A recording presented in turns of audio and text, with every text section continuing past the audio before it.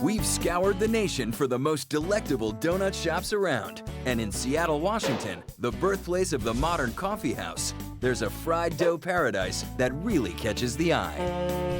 In the home of the Space Needle, aesthetics are everything. And at one local hotspot, the traditional donut shop gets a venti makeover.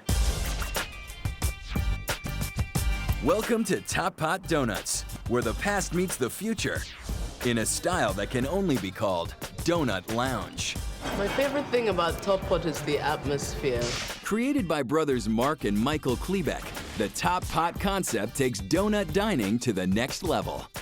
It has a cool, inviting atmosphere, influenced by modernist architects Charles and Ray Eames. Another inspiration is John Graham, who designed Seattle's Space Needle for the 1962 World's Fair. Michael and I designed the cafes ourselves. We really love architecture from the 1930s, 40s, and 50s, but then we also try to build around the history of the space. It's just an old building that's been very rooted within the history of Seattle. Can I get a small coffee and a maple bar, please? I think we've broken down the stereotype of the donut experience and what it means to go into a donut shop. This building is really unique for a donut shop. Architecturally, it's just amazing. A lot of patrons, they think of it like a library or something like a wine bar. There's a little bit of a disconnect. They experience the donut in a different atmosphere than what they've traditionally have been brought up on. The design of the building, kind of the metals, and it's really kind of a cool design. I like the really open front, too. It's nice. It changes their whole idea and perspective of what it's like to eat a donut. Originally, TopPot started as just another Seattle coffee house, fresh roasting its own coffee. But an impulse buy of donut-making equipment changed all that. All this started with Michael opening up a garage door, and all of a sudden he said, "Look what I went out and bought." And here are the boxes of donut-making equipment. I just thought, what are we going to do? It was a decision influenced by both design and a desire to make donuts. And we were, building the coffee business, and we were looking for a product that was sort of reflective of that era. The way the old mechanics of the donut equipment looked, we thought it would be a natural slam dunk to bring it into the space. The really cool thing about it, this is an old Moline machine that we resurrected from probably the 1950s. There's an old family-run bakery, and they said if we took it off their hands, we could have it for free. Just really needed to be refurbished and just tinkered. And it was important that TopPot's donuts be just as unique as their atmosphere. We felt that we could create a donut that was more artisan, more gourmet, and do it better than anyone else. It's not something that we just crank out in big volumes, but we actually put a lot of care into small batches. These are old-fashioned donuts you can't find anymore, and they're light, and they're good, and they're fresh made.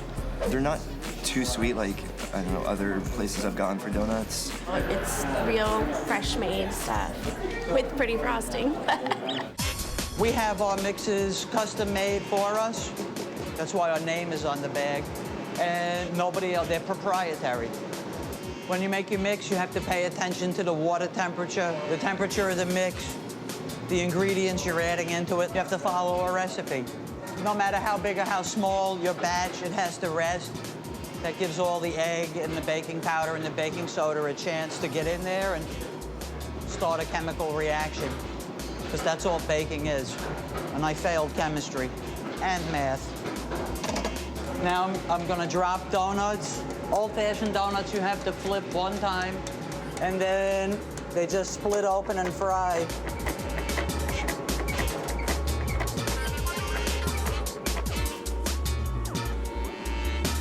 These are great donuts. These are small-town bakery donuts. And as crazy as this sounds, it feels like somebody actually put some thought into making it. Our donuts are different because they're real. You go to other places, human hands never touch their donuts. And it shows. Want a donut? Munching on a donut. Oh, I'm getting that. I need another one of those. Should we do that one with the sugar? Yeah. And there are plenty of donuts to try, like maple, raspberry, chocolate rainbow, and pink feather boa. But with all those flavors, there's one that outsells them all. My favorite order is the plain old-fashioned donut. I've tried so many different ones, but I keep coming back to the plain old-fashioned. It's delicious. And if you're wondering where the name Top Pot came from, well, there's a simple explanation. My brother and I found an old neon sign, and it was called Top Spot. It's spelled T-O-P-S-P-O-T. And we were driving down Interstate 5, and the S, which was in the center of the sign, fell off on the freeway. And we were left with Top Pot. If you can't wait to taste a true Top Pot, you can find just a few of their flavors at Starbucks. But to get the full experience, come to Seattle, drive down Fifth Avenue, and just look for the iconic neon Top Pot sign. I think you're really getting a taste of Seattle if you're stopping at Top Pot Donuts. Pretty good.